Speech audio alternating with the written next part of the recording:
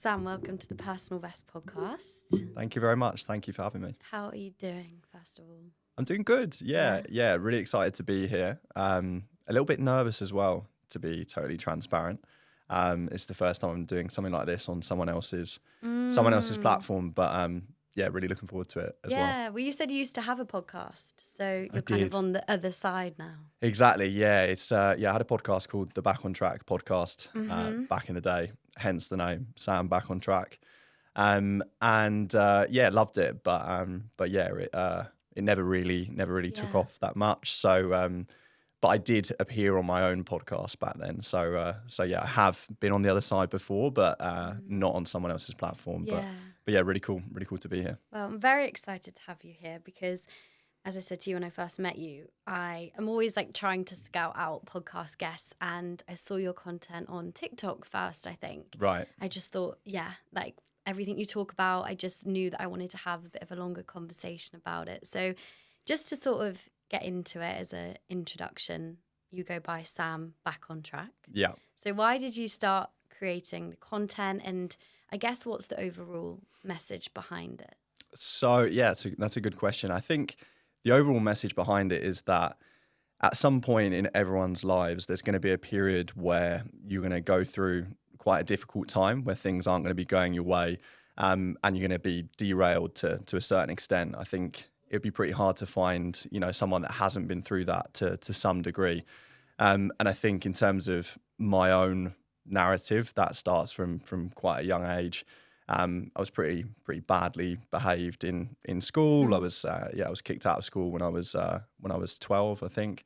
Then went to another school and whatever else, and that like misbehaving as I got older turned into like rather than getting a buzz from misbehaving in the classroom, it turned into drinking, drugs, that sort of stuff. And but yeah, kind of always progressed with my life. Like went to university, did well in the corporate world, like so. But yeah, always kind of was living at 50%, I think, of happiness, potential, all of those things, and got to quite a few dark places living in that way, like burning the candle at both ends and all the rest of it. So long story short, I lost my way in a big way, I think, throughout my sort of, up until now, really, up until the age of 29. And so my content is all about getting back on track, right? Like sorting your life out, addressing what it is that's holding you back, and trying to get to a good place, because I wasn't in a good place for a long time. Yeah. Well, thank you for sharing that. I mean, that perfectly summarizes, I think, the journey that you've been on and the journey that you're still going on. And I know in your Instagram bio, it says ex-weekend offender turned pavement pounder. And I just think, again, that like encapsulates everything really, really well. But before we sort of get on to, I guess, like the self-development journey you've been on, I'd love to talk a bit more about when things weren't going so well, and like you say, the weekend offender, like what did your life look like at that time? Yeah, that's a good question. I feel like a lot of people will probably be able to relate to this. I feel like there are a lot of what I would call like grey area drinkers out there, and I think I was definitely one of these people. So like my life generally, like wherever I was living, whether it was London, I spent a few years living in Spain or whatever, but wherever I was, my lifestyle was pretty uniform. It would be during the week, keep my head down, work and all the rest of it, and keep everything kind of in check. But then as soon as the weekend would come, so Friday, Saturday, I would sort of, release in a big way and go out in a big way, basically. And it might not sound that bad on the face of things, but if you're like really smashing it on a Friday and on a Saturday, for me that got to a point where it would like linger throughout the week, especially if you're getting other substances involved as well, which was the case for me from time to time, and it just got to the point where that I would feel really shit long after those weekends, so it would eat into half the week. And then I read this book. It's called Sober on a Drunk Planet, and he was talking about like it can be so easy to forget how much time of your life you're wasting if you're living in that way, right? Because it's not just losing the Friday and the Saturday to going out drinking. Yeah. It's then also losing the Monday, Tuesday, and maybe even a bit of Wednesday, like feeling subpar and feeling like a bit of a shell of yourself. And I thought, yeah, shit, I'm probably losing like 150 days a year to living in this way, right? So that's kind of like the routine. It was just constantly just getting through the week to Yeah. then go a bit mad at the weekend. I saw you say that in a Yeah. piece of content, that it was almost like crossing Monday to Friday off in the calendar and then just waiting for the weekend to go a bit wild. That's that, and that was literally it. And Yeah. like, you know, it was fine for a time, but I think I just got to a point where I was like, if I'm only enjoying the weekend, and I wasn't always enjoying that, because Yeah. sometimes I'd take it too far and it would go wrong, and you wake up on a Saturday or a Sunday and you feel like shit and you've got regret, or do you know what I mean? So like, I was like, if I'm just crawling through the week to try and enjoy the weekend, and am I really enjoying it because it's all through like getting drunk anyway? It's kind of no way to live. Do you know what I mean? I was like, there has to be more to life than just living for the weekend. And so I'm trying to prove that now with this journey that I'm on. And yeah, it's not easy, but I'm already in a much better place than I was, because, you know, that kind of weekend offending lifestyle, on the face of it, it might not seem that bad to some people. Yeah. But to me, like mentally, it had a really, really bad effect on me. And yeah, I have been in a very bad place throughout my life because of that sort of behavior, that way of living. Yeah, it's such a important topic, and actually I think the topic of alcohol and sobriety has come up so many times in this podcast, because a lot of guests have followed the same path that you have, and sort of realizing that maybe the grass is greener on the other side where I'm not drinking as much. And there's definitely a lot of truth in that. But was there a moment for you where you thought, this needs to stop, I need to cut out the drinking a bit? Yeah, so I think that there was one particular bad hangover where I thought enough's enough. Yeah. But it was a long time coming. Sure. Like, I'd felt probably for like, I don't know, since I was like 24, maybe 25, I'd thought, this is probably not serving me anymore. It's doing more harm than good. Like, yes, every now and then I'll have a really good night, but far too often I'll get too pissed and I'll wake up and I'll feel like an idiot, said something I didn't want to, did something I didn't want to, whatever else. Do you know what I mean? Like, it kind of wasn't serving me anymore. It wasn't balanced out.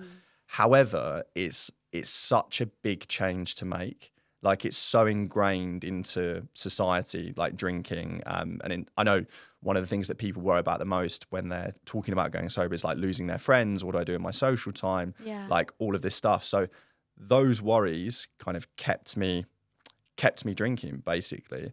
And also because like, it wasn't like my life was hugely falling apart as a result of it. Like, I was still able to maintain, you know, all of the important things, sort of, you know, work, relationships to a degree, you know, booze would often mess that up. So it was in the back of my mind, you know, and I'd have bad nights from time to time. I'm sure some people can relate, where you wake up and you think, fucking hell, like, I can't put myself in that situation again. I'm never drinking again. Yeah, The amount of exactly. times, I'm sure we've all said that at some point. And so, yeah, there's a whole catalogue I could go into, various different sort of bad wake ups and stuff, where I thought, Jesus, should probably think about what I'm doing here. But it was just a cumulative effect. And then finally, one day I ended up getting really smashed on a midweek. Yeah. And that affected showing up for work the next day, which, and then I thought, Jesus, I'm like, you know, I'm in my late 20s, I'm about to turn 30. I can't bring this same stuff into my 30s. Like, it's time to grow up a bit, essentially.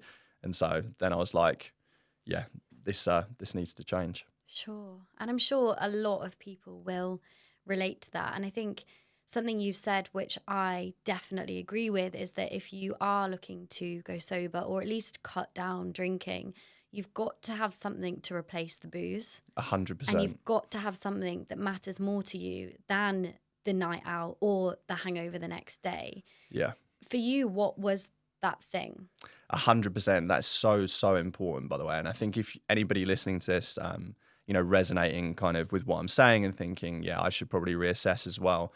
To your point, unless you have something really that you're really passionate about, that you really enjoy, you're going to struggle a lot to move away from it. But for me, it was a few things. First of all, I'm quite strong-minded in that sense. Like Yeah. if I'm going to say I'm going to do something, especially if I say it publicly, I'm then going to like stick to it. So, but for me, my why is the content that I create and the belief that, if I kind of stay this course, creating the content that I am and expressing myself in that way, that's going to allow me to live a life, outside of the corporate world, and like one in which I'm happy and one in which I'm doing something that fulfills me, right? And I think the most scary thing for me is living a life where I have no fulfillment and I'm just turning up for a 9 to 5 that I hate, all the rest of it. So, and I know that by not drinking at the moment, I'm able to show up every day. I'm able to create the content that I do and never like miss a day.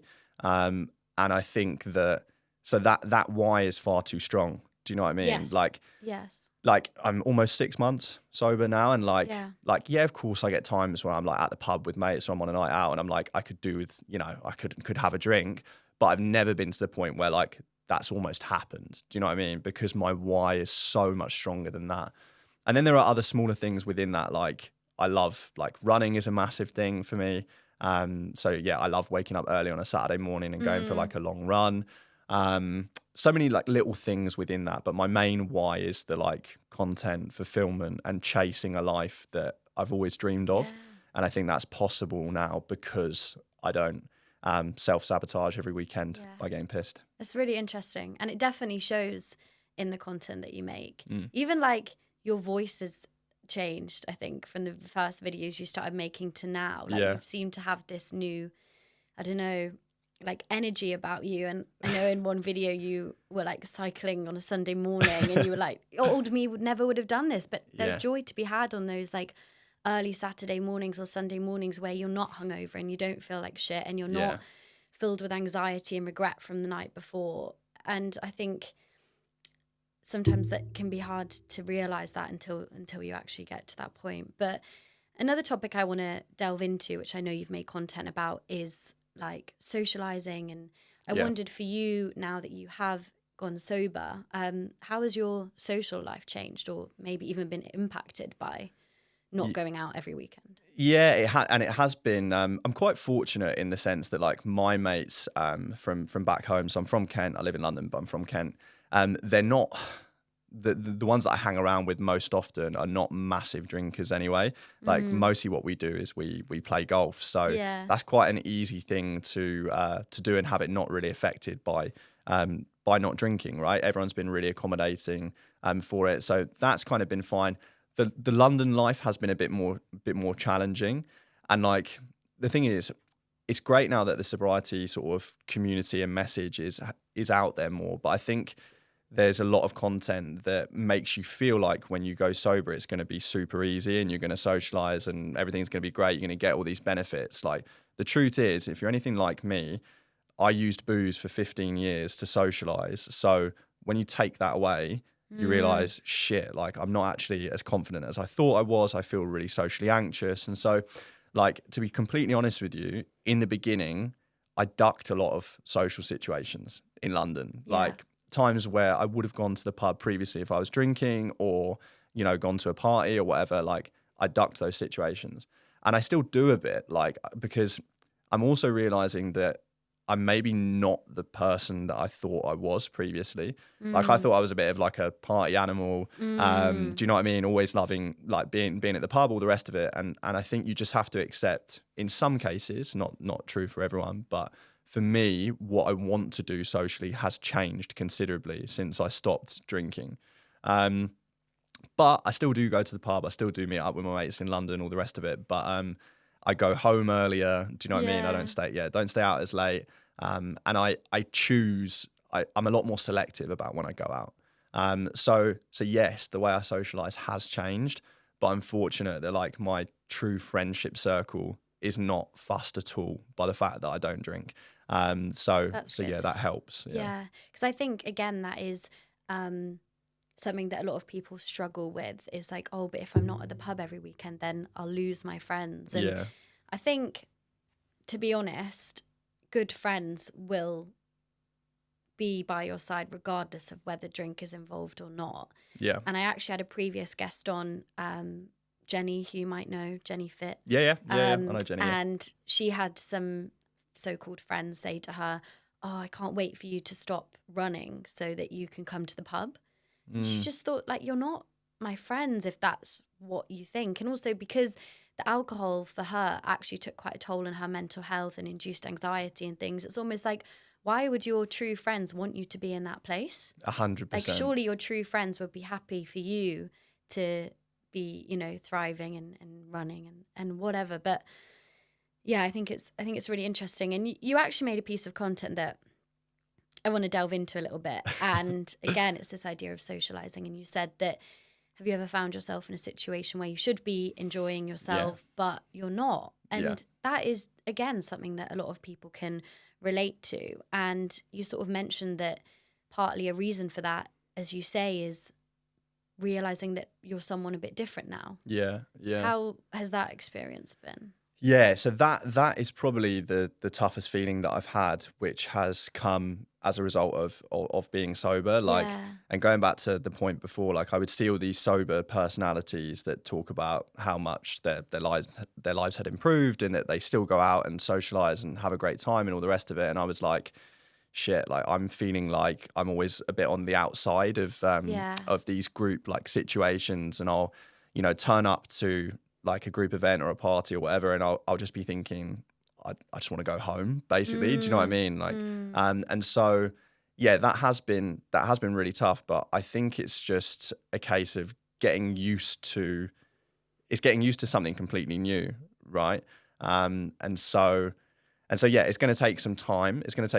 But I also think it's like, if you spend time with the people that you're closest to, that are your best friends, family, loved ones, you get that feeling a lot less, you know? And so, and again, it's also about finding new groups that are more aligned with your new interests, right? So like I went to a Friday Night Lights run club this weekend, which was amazing. And I think that, yeah, you just have to carve out a bit of a new identity for yourself. Yeah. But that feeling of like being with a group of people, everyone's laughing, having a great time, and you're just sat there and you're not quite connecting with that moment.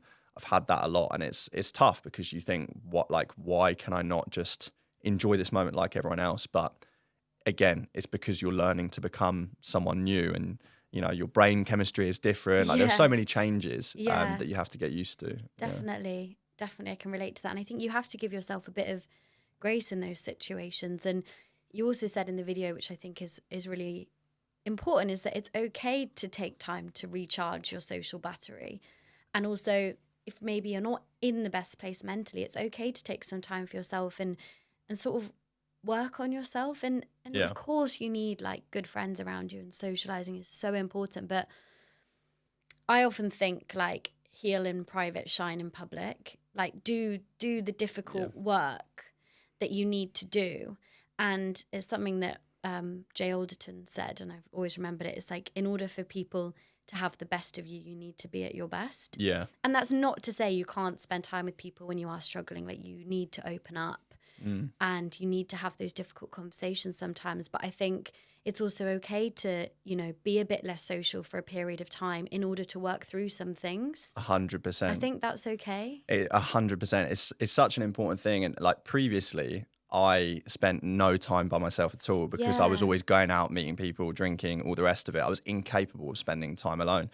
But actually, I think far from being something that someone should be ashamed of if they want to spend lots of time alone, I think it's something to be proud of. If you can be happy in your own company, it's a pretty empowering thing, right? To not need the big group of, you know, friends that moment for your happiness. And not to say that I don't enjoy those moments, because I do when I'm with the right people and whatever. But you make a really good point. When you're starting out on a journey of change, especially if it's going sober, you're going to have a period where you're going to want to spend a lot more time alone. And I love my own company now. It's kind of, I spend most of the time in my own company, and I'm very selective about those moments where I do socialize. So yeah, I 100% agree with you. Give yourself time in the beginning, and then, because also if you try and force yourself to socialize, that's going to be when you're not going to enjoy those moments, Oh, and it's going to definitely. put you off doing it again. So be selective about it, and yeah, there's certainly nothing wrong with spending time alone. I absolutely love it. I know. I think I like it too much Yeah, sometimes. yeah. I'm like, I haven't spoken to anyone in a couple of days. Let's like make some social plans. But I guess something that feeds into that, which you've also spoke about, is anxiety, Yeah. and obviously that can be social anxiety. But what's your personal experience of anxiety been like, and is it something that you've sort of managed to work through on this journey as well? Yeah, I would say it's anxiety is literally like it's become a key part of my personality. If you ask any of my like close mates, they would heavily associate that feeling with me. So previously, it used to be really associated with drinking, Mm. because I used to always get the fear, like with a hangover. Like, I don't know if anybody can relate to that, but I'd always wake up and be like, fuck, like like feel really anxious about stuff I'd said, or stuff I'd done, or whatever else. And I would just overthink it to the nth degree. Yeah. Um, and also just like generally throughout my life, my brain always like wants something to fixate on, something to worry about. If everything's going well, I think, I don't know, my brain's just super efficient at finding a reason to sort of prang out Yeah. and worry. So I've constantly lived with that side of things, and I've done therapy, and whether it's generalized anxiety disorder or whatever it is, I don't know. But since stopping drinking, it's improved on a general scale. But my main thing at the moment is social anxiety. And it's really frustrating because, I went from being the loudest person in the room when I was drinking, and loving having a laugh and all the rest of it, being the center of attention to some Mm. degree, Mm. to now, like, before a social event, I'm like, I don't know why. Like, I'm just, I overthink everything I'm saying. I overthink everything like I'm doing. Do you know what I mean? Like, Yeah. even I went to this run club the other night, Friday Night Lights run club. It's wicked. Definitely people should check it out. But like on the way there, I almost went home because I was like, I don't know. Like, I don't feel like I can be in a room of people. Like, I'm going to be weird socializing. It's like a flow. Mm. Am I going to have a flow of conversation with people? This might sound ridiculous to people who've not experienced that, but yeah, it's a tough thing that I'm dealing with. But I do want to say, like, I do think it is going to get better. Yeah. Um, and I feel that I would much rather get to a point in my life where I have natural, like genuine confidence that I can take into any situation, rather than needing to have a couple of drinks to take the edge Yeah. off before I go and do something. Do you know what I mean? Like, socially. So yeah, general anxiety has always been there, and it has got to some really bad points over the years. Yeah. Now it's more centered in the sort of social side of things, and I'm kind of working through that at the moment. Mm. But again, it's that idea that in the social situation, you're almost someone new. Like, you're Yeah. still you, obviously, Yeah. but who you are has changed a bit, and the way you interact with people has changed a bit. But I think you should be really proud of yourself for still being in social situations, even if you feel anxious. And Yeah.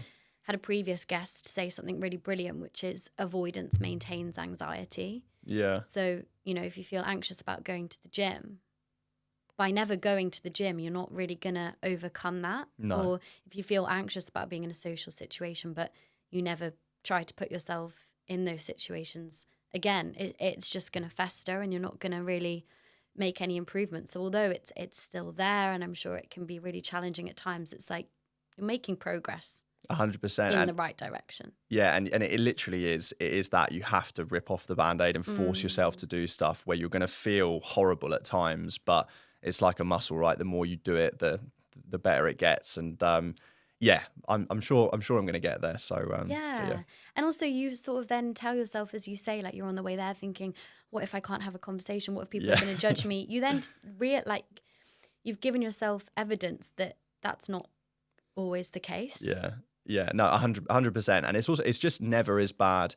For anyone that suffers with anxiety out there, they'll know, like, so rarely has my anxiety actually become a reality. Do you know what I mean? Yes. So like the Yeah. more you realize it's just trying to trick your mind, the better you can get at kind of batting it away when it comes in. And ended up having a really good time at this run club and whatever else. And also you realize, like, you know, we're the main characters in each of our story, right? But actually in a group of people, half the time everyone is much more focused on themselves, and you're one person in a group, right? Nobody is focusing on you to the point that you worry that they are. So yeah, it's important to remember that as well. So yeah. It's interesting actually, because for me, I am almost more comfortable in bigger settings, because the way I see it is like, Right. if I'm one-on-one with someone, I am 50% of the conversation. Whereas if I'm with, let's do the math here, 10 people, I'm only 10% of the conversation. So there's Yeah. almost like less pressure. Yeah. So it's just interesting how we all show up in social situations and worry about it when we don't need to. Yeah. Like, I don't know. It's something that people relate to regardless of where you're at on the scale of anxiety, I think. 100%. And that's really interesting because I'm the opposite. Like meeting someone one-on-one, like I'm doing this new series at the moment where I meet someone new for a run each week. And I don't really get that socially anxious before that. Like before meeting you today, it wasn't that socially anxious because it's just much more chill and like, I don't know. Yeah, there's something about the sort of bigger occasions that hits me in a different way. Sure. But everyone's different, aren't they? Yeah. So yeah, I wanted to bring up the series that you've started. It's called Life in a Minute. Right? Yeah. So meeting people for a run and a chat. I guess it would be good to talk about how running's played a part in this journey that you've been on as well, and then also like why you've started this series. 100%, yeah. So Life in a Minute was that was very back of a fag packet, just coming up with a name. I think I actually came up with it like whilst doing that first video. But I think if I start with like the running side of that question, because it has been, I think I've said before quite a few times on my page, running has literally been a lifesaver for me, and that's no exaggeration, because when I was at my worst mentally, with like the worst anxiety you can imagine, I've said before again on my page, from the moment I woke up, from the moment I went to sleep, I was kind of just fixated in worry. And that can get really, really draining, tiring, until you can't really see a way out of that. So that was happening when I was at university, and I think a friend of mine was into running, and I was also doing a bit of boxing at the time, and so I thought, you know, I'm going to give this a go. And I went on like a 3K run. And for the whole time I was running, which back then 3K probably took me about 20 odd minutes, it would be a little bit quicker now. But I was like, shit, for that whole time I wasn't thinking about anything else apart from one foot in front of the other. So and true. and that break for like a busy overthinking mind is like gold dust. And it doesn't just last for when you're running as well. I get it, like I remember even when I got home from that run, and crazy that I can remember that so vividly now. It shows you the impact of it. It wasn't just when I was running, but when I got back, when I had a shower, got changed in the living room after, I was like, shit, I still feel like quite chill right now, you know, which was just such a break from how I'd been feeling. And so from that moment, I knew that running and exercise more generally were just going to become complete non-negotiables for me. Yeah. And now it's super clear. Like if I don't do, and it's uniquely cardio for me. Like if I go to the gym and lift weights, not that I do that often, but if I go to the gym and I lift weights, I don't get the same feeling. It has to be like cardio, getting that sweat on, specifically running for me. If I don't do it, I start, you know, going like down a bad path again. So that's why running is so important for me. That's why it features so heavily throughout my page. Yeah. And I really believe in those mental benefits that it can bring so many people. So Definitely. that's why I bang on about it a lot. And then why that Life in a Minute series, it was born out of wanting to make running fun and like, you know, have that interview format through the medium of running, to use a really wanky expression. But and yeah, and also there's the social anxiety side of it as well. I was like, right, this is something I'm struggling with, so let me force myself out. If I say I'm doing a new series, then I have to go and meet someone new like all the time. And hopefully that's going to help with that and make some cool connections. And it's it's not very polished, this series. Do you know what I mean? Like the camera's shaky, like the audio's not the best, whatever. Like I don't care. It's like the point is trying to inspire people, do something a bit fun, meet new people, and yeah, it's been great so far. Yeah, I'm so glad that you've found running and you found a love for it, and so much I want to unpack from that. Like a friend said to me recently, what do you think about when you're running? Like, do you not get bored? I was like, either I'm thinking about how much I hate running Yeah. and how much I'm struggling physically, Yeah. or as you say, I just get this clarity, and suddenly whatever I have been worrying about and thinking about, it suddenly just becomes clear, because it's, again, like you're not so stuck in your thoughts. Like you say, you're just focusing on moving your body. Yeah. And I always say, like, you need to get out of your mind and into your body sometimes. And Yeah. I think it's so, so beneficial. And until you've really found exercise that you enjoy and a passion for it, it's really hard to see those benefits. 100%. Yeah. And I want to let people know, like, so it basically, I used to use booze, right, as a way to disconnect. And that's a really bad way of disconnecting, and not very sustainable, makes you feel like shit. And the thing that I want to let people know is that you can achieve a similar form of disconnection that is much more sustainable and is going to make you feel much better long term through exercise, through running, or just find whatever it is for you. But like for me, yeah, that's my thing now. Like you say, getting out of your mind into your body is so true, and yeah, it's incredibly powerful. So I'm gonna try and inspire as many people to get into running and that sort of stuff. Yeah, as many people as I can. Yeah, it's a different outlet, and it's a much healthier outlet as well. I mean, moving your body, getting exercise. And I think what's really great about the series is I know you ask quite deep questions to people. Yeah. And I think I remember speaking to an ultra runner on the podcast about this, that when you're running with somebody, again, because you're moving your body, you don't really have time to think about what you're saying. And before you know it, you're talking about the deepest stuff with someone you've just met. Yeah. Like I had the same at a run club recently. This girl was telling me about this really toxic relationship she'd been in. And, you know, for a full 30 minutes, it was like a therapy session. Yeah. And I just met her. Yeah. And I think it's really, really powerful. And I think the series is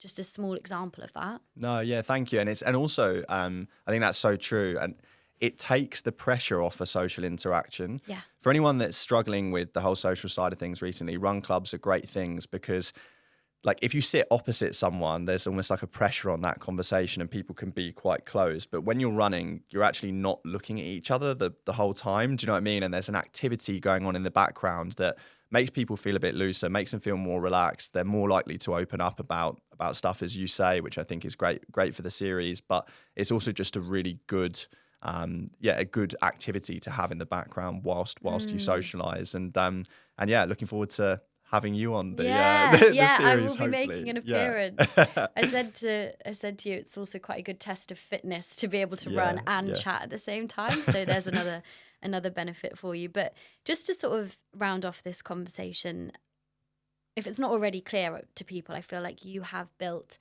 a very resilient and I guess more positive mindset and like outlook on life from someone who's come from quite a dark place. I just wondered if you had any advice for people on that, because you've shared content about it and almost given that message to people already that there is light at the end of the tunnel. But how do you arrive at that place?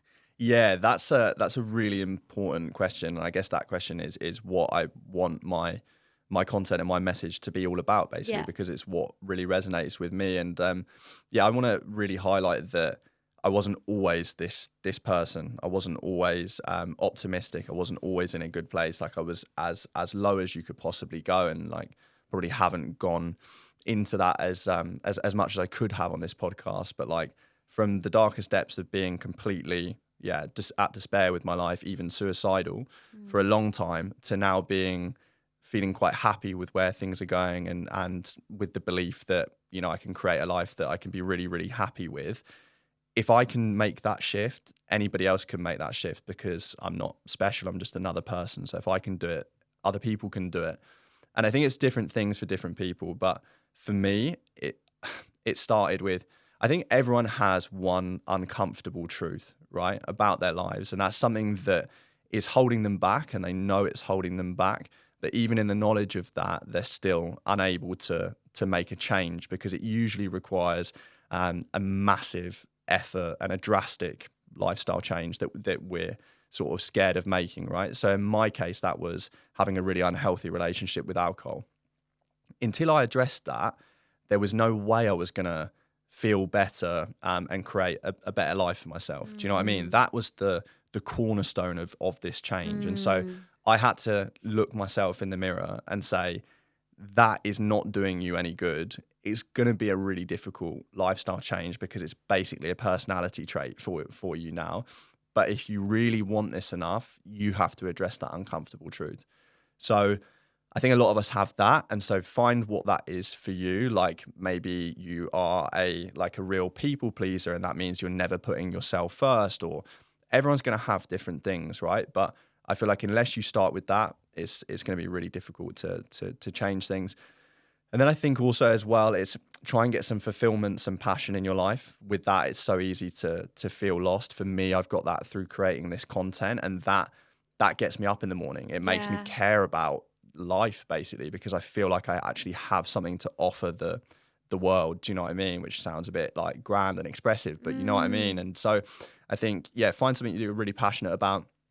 And then it's about all of the little lifestyle changes around that. Like, without exercising a lot, you're probably not going to be able to like get out of that rut and the way that you're feeling. And then, nutrition, all those little things as well. But so I think it's addressing that uncomfortable truth, create some passion in your life, get fit physically and mentally, and then just lean on others for support. Do you know what I mean? Like, don't bottle things up, speak openly.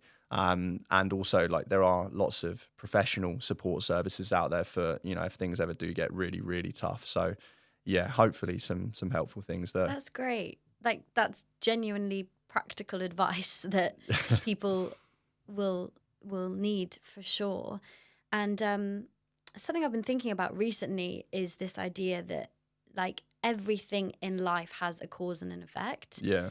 And sometimes when we don't know what's causing something, it can then be really difficult to change our behaviors and make positive changes in our life. So like you say, sort of addressing what that uncomfortable thing is that you're dealing with can really help. And again, like, the small behavioral changes you can make actually have a massive impact on your life. 100%. And I'm not saying that like all problems will disappear the minute you start exercising and eating well and drinking more water, but your ability to deal with problems is so much better once you're in a healthier place. 100%. And I do understand that for a lot of people, they're like, right, you're telling me if I go out and I exercise more, like I'm gonna feel better if I'm in a really dark place. But to an extent you do. You'd be surprised like how many sort of like issues people can resolve from just getting sort of physically fitter, mentally fitter. But I think it's just your happiness is basically the sum of all of the choices that you're making on a daily basis. And for so many years I was making really, really shit choices that were never going to add up to feeling good, right? And so, I think everyone is just about working out what it is for them, basically. Yeah, I agree. And I do that quite a lot now, maybe to an annoying extent, where if I am in a low mood, because those days are a lot rarer now, when I am in a low mood and I'm not feeling great, I really dig into it and try and ask myself why. Whereas I never used to do that because it was so normal to feel like that for me. Yeah. Whereas now, because it's a lot rarer, I think, why am I feeling this way? Like, did I have a shit night's sleep? Was it the alcohol I drank? Was it the fact that someone's ignored my messages, or I don't know, someone said an unkind comment online? I really try and investigate it now. That's such a sign of progress, isn't it? And I really relate to that, because the same for me. Like, feeling really awful was just the constant, and so you don't interrogate why that's happening. But when you start getting into a better place, as you say, like, I also get really analytical now about when I'm feeling a bit low, and there's usually always a cause there. Yeah, I can definitely relate to that. Yeah, that is actually something I wanted to ask. Is again, it relates to some content that you've made about it. Is that's not to say you don't still have down days once you go on this sort of self-development journey. Yeah. But in a way, it's almost more frustrating because you're like, well, I'm doing everything right now. Yeah. So why am I still feeling this way? Like, how do you get over those times? That is the most difficult thing, positively the most difficult thing about a journey of change. And I think this was like one of my first videos that sort of blew up a bit. And I guess because so many people resonate with it, you're going to have a moment where, so in my case, I felt like I'm doing everything right here. I'm exercising all the time. I've given up drinking. Like I'm working really hard. I'm trying to create stuff that, that I'm passionate about. But I still have days where I wake up and I feel like shit. Like I feel just like I did before. But the only difference is now I'm not, giving myself the escape of going out and, getting smashed or whatever. And I was like, I don't even know if this is worth it. And that's a really sort of dangerous moment when you're going through a journey of change, because I think so many people, when they feel that, they're quite quick to throw it away. But it's like our brains are so good at tricking ourselves. Like you're so quick to forget how frequently you used to have that feeling compared to how often you have it now. Like maybe now I have it like once a week or once every 2 weeks, instead of, like we were saying before, it being every day. Do you know what I mean? And yeah, that is another important message I want to get across, is that, yeah, for anyone that is doing everything in their power to be happier, that doesn't, like, I'm not happy all day, every day. Do you know what I mean? Like, and to a certain extent, it's about that's just life, right? No matter what you do, there's always going to be those hard moments for sure. But it's just about understanding they'll pass. And if you do all of the right things, they will become less and less and less, until hopefully, they're barely around at all. Definitely. So I'm going to ask you the question I ask everybody, just to finish this podcast up. Even though you've shared so much good stuff already, if you had to give one piece of advice, or you can share a quote or a mantra that you like to help people achieve their personal best, what would it be? Wow, I feel like I went too early with with all of with all of the stuff that I was just saying. I think that that main thing that I would say is like finding whatever that one thing is for you that is holding you back, that you're brushing under the carpet, but really you probably should address. That's like a main thing. And then also I think that maybe I can relate this to the sort of journey that I'm on now. I feel like so many of us don't shoot for a life that would make us truly happy. So in my case, that's putting myself out there, making content and whatever else, which is daunting in the beginning. But I think so many of us out there, and there'll be so many people listening, stuck in a job they're probably not enjoying, or a situation that doesn't provide them with loads of fulfillment. Or perhaps you can relate it to fitness as well, not shooting for this like crazy challenge or goal, because we believe that we're not capable, and we see other people doing these things that we dream of, and we think that they're in the 1%. But the reality is they're not in the 1% at all. They're just the people that thought, fuck it, I'm going to like give this everything I've got and really shoot for that. Yeah. And I think people, in order to achieve their personal best, would do really well to not have those self-limiting beliefs and remind themselves just how capable they are. They are capable as anyone out there who's living an incredible life. And so I think it's just a case of, backing yourself more, saying fuck it more, and realizing that, you're far more capable than you know. And shoot for those things that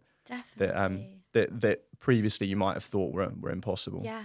And that is something that I've tried to preach from day one, is that you are capable of so much more once you start pushing yourself. Yeah. And until you do, you maybe won't realize that. And I'm not exactly where I want to be yet, but there's been so many stages of this journey and doing the podcast where I have those real moments of, I made this happen. Yeah. Like, interviews with guests or opportunities coming my way. It's like, that's because I sort of put in the work and had enough self-belief to make it happen. Whereas 100%. I definitely used to be someone that just fantasized about those things and thought, well, one day I'll arrive at this destination where I'm happy and successful and content with life. It doesn't get handed to you. And actually that's something that you've mentioned before, is that you've worked really hard to find happiness in your life rather than just waiting for it to come to you. 100%. And for years, I was doing exactly that. It's kind of like Einstein's definition of insanity, right? Doing the same thing over and over again and expecting a different result. That's what I was doing. But I think people would be surprised that just by showing up and just by trying to do something different and sticking to that consistently, you'd be amazed what you can achieve. That's definitely the case for me. Things are starting to happen now. It's going in a really exciting way. Things are growing really fast, and I'm able to have that excitement now in my life because I thought, fuck it, I'm gonna try. Why can't I shoot for like a lifestyle that would make me truly happy? Do you know what I mean? And it's important for people to not limit themselves in that way and realize how much you can achieve just by showing up and trying something different. Definitely. Honestly, I couldn't agree more.